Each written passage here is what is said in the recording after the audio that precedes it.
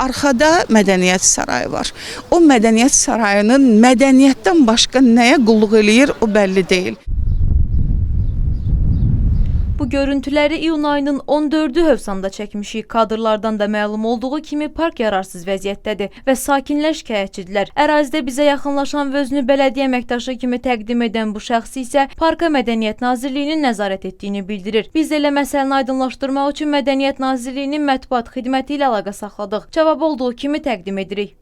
Diqqətinizə çatdırmaq istəyirik ki, təmir və yenidən qurmaya ehtiyacı olan mədəniyyət müəssisələrinin Bakıda və regionlarda yerləşən müəssisələr nəzərdə tutulur. Uyğun investisiya proqramlarına daxil edilməyi imkanları müzakirə olunur və bununla bağlı monitorinqlər və dəyərləndirmələr aparılır.